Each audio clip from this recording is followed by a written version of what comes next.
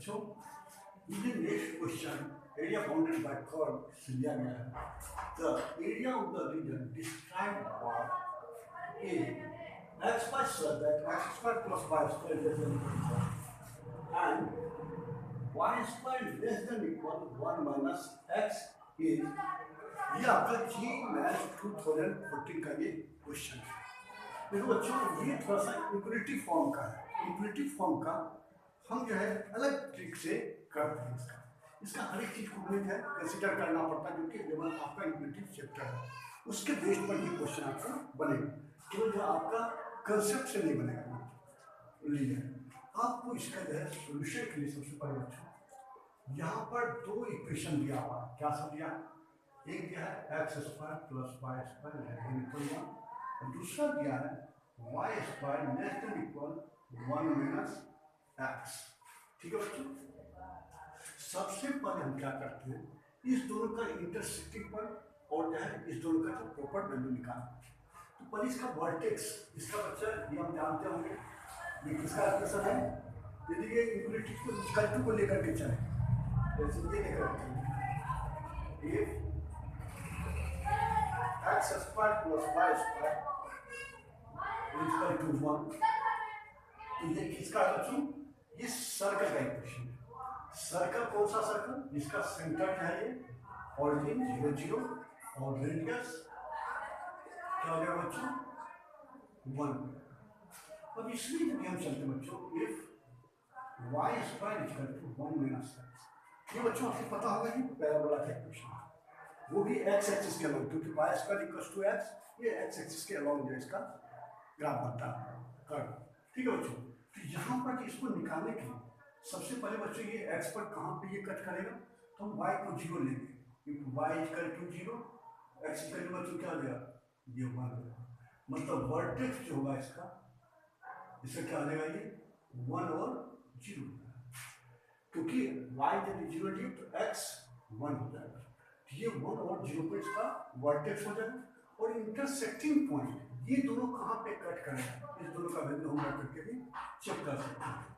Y की जगह पर यदि हम ये वाई स्क्वायर यहाँ पे रख दें तो फ्रॉम इक्वेशन फर्स्ट, इसको फर्स्ट माने, from equation first and second, from equation first and second we gate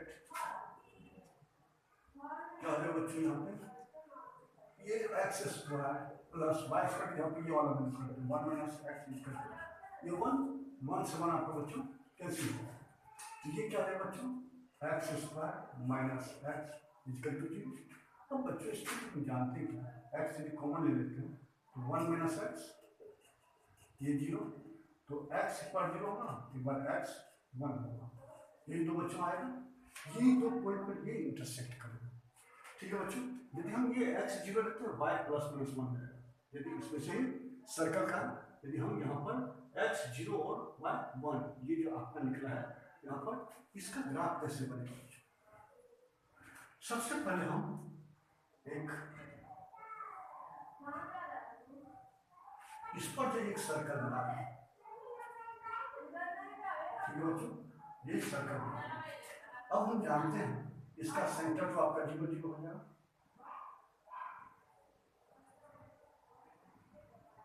ठीक है बच्चों ये इसका सेंटर 0 0, ठीक है। अब ये दूसरा जो है ये पॉइंट क्या कहलाएगा आपका 1 और 0, और ये माइनस 1 ये 0 और 1 ये 0 क्योंकि ये रेडियस 1 है इसका, यही 4 वर्टेक्स का बनेगा। अब ये जो हमारा है इसका वर्टेक्स कौन है 1 और 0, यहाँ पे से इसका बनेगा, ऐसा बनेगा बच्चों, तो ये इस तरह का बनेगा।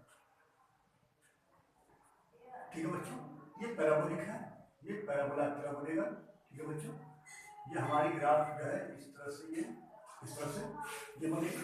ठीक है बच्चों, तो हमें जो है इस दोनों की जो है इंटरसेक्टिंग पे निकालेंगे कैसे, इसका रिजल्ट हम देखते हैं बच्चों। सबसे पहले यहाँ पे क्वेश्चन में क्या दिया हुआ मेरा x square plus y square less than, अब इनफिनिटी की जरूरत पड़ेगा हमें कि इसका स्टैंडर्ड डिवीजन इधर जाएगा किधर जाएगा किधर जाएगा। अब देखते हैं बच्चों यहाँ पर ये हम इस पॉइंट से देखेंगे 1 और 0, 1 0 से इधर आएगा उधर जाएगा, ये हम देखेंगे। देखिए x का वैल्यू 1 रखते हैं और y का वैल्यू 0 रखते हैं, तो बच्चों यहाँ पर ये क्या आ जाएगा, ये तो ट्रू हो रहा है, यहाँ पे इक्वल हो रहा है। अब यदि इससे हम पहले कोई भी लेंगे वो हमेशा इसको ट्रू करेगा, क्योंकि ये है ना इस पर जाकर दोनों इक्वल हो रहा है, क्योंकि ये इंटरसेक्टिंग पॉइंट है दोनों का, सर्कल का भी और ये आपका जो है इसका भी। अब यदि हम कोई छोटा वैल्यू लेते हैं जैसे हाफ और यहाँ का लेंगे, एक्स का वैल्यू हाफ लेते हैं, हाफ का एक्स पर प्लस वाई का वैल्यू यहाँ पे 0 हो जाएगा, 0 का स्क्वायर लेस देन इक्वल 1। क्या बच्चों ये 1/4 लेस देन इक्वल 1, ये ट्रू है या रॉन्ग है? ट्रू है। इसका मतलब ये हुआ ये जो ना सर्कल है इसका हमेशा रीजन इधर की ओर ग्राफ बनेगा, ठीक है बच्चों। तो ये जो ग्राफ सर्कल के लिए ऐसा है, ठीक है बच्चों, ये हमारा क्लियर बना है यहाँ पे बात, ठीक है। अब जो है ये पैराबोला का आपको चेक करना है, पैराबोला में बच्चों क्या है, y square equal to 1 minus x.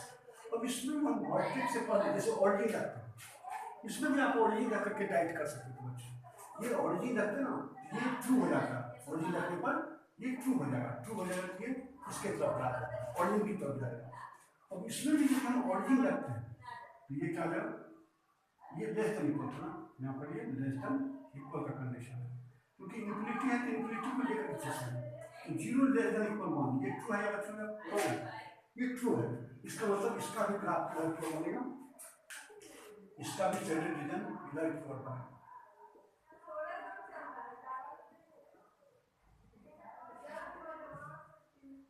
मतलब बच्चों हमें इसका ही एरिया निकालना, इस वाले पोर्शन का, ये दोनों पोर्शन का। अब इसका हम कैसे निकालेंगे, तो देखते हैं क्या, एक तो सेमी सर्कल बनता है यहाँ से यहाँ तक, ये सेमी सर्कल का एरिया, और जो ये एरिया अंडर द पैराबोला, इसकी जो एरिया निकालनी, दोनों को ऐड कर दें, ये टोटल एरिया निकल जाएगा। तो area of shaded region, area of shaded region क्या जाएगा बच्चों यहाँ पे, सबसे पहले area of semi circle, area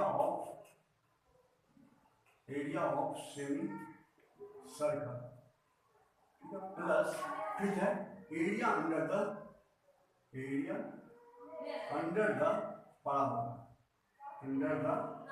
parabola, ठीक है बच्चों। यहाँ पर जो है ये दोनों का एरिया को ऐड कर, ठीक है बच्चों। तो सबसे पहले हमारा बच्चों क्या यहाँ पे आएगा, सबसे पहले आएगा ये एरिया ऑफ सेमी सर्कल। तो यहाँ पर देखो बच्चों क्या होता है, सर्कल का तो पाई आर स्क्वायर होता है, लेकिन सेमी सर्कल है तो पाई/2 आर में चार्ट कितना है इसका 1 है, 1 का स्क्वायर, ये हो जाएगा एरिया ऑफ सेमी सर्कल।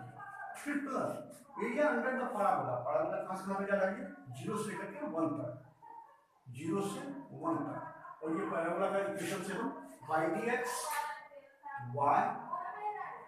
हो जाएगा, y की जगह पर यहाँ से बच्चों रखेंगे, y और क्या है √1 में रख जाएगा, हम इसको लिख सकते हैं पाई/2, ये तो 1 ही होगा।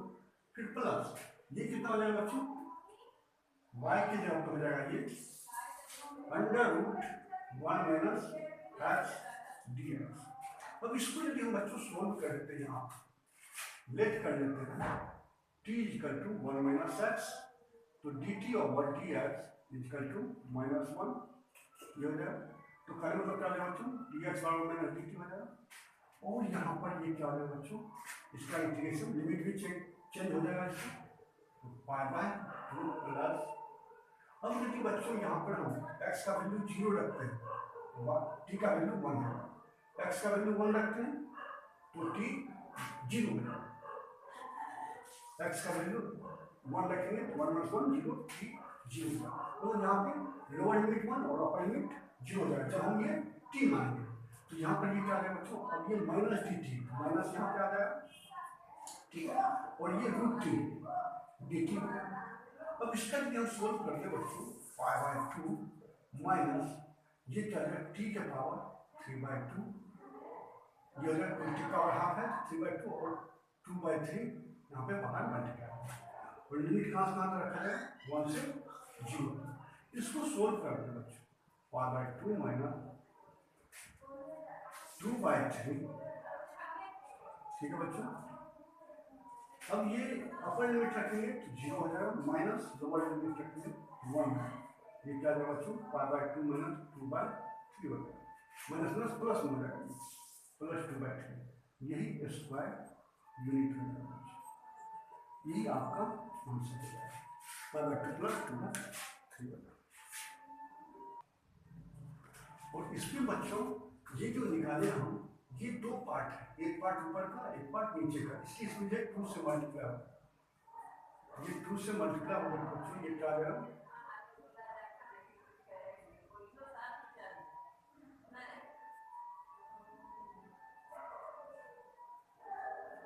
ये क्या है बच्चों, ये 4/3, ये 4/, ये आपका बच्चों, क्योंकि ये हाफ पार्ट का ये बताता है क्यों, तो फिर ये हाफ पार्ट इसका, ये 2 पार्ट हो जाएगा, अब पहले होगा इस का बनाने का, इससे ये आपका π/2 प्लस 2/3 स्क्वायर।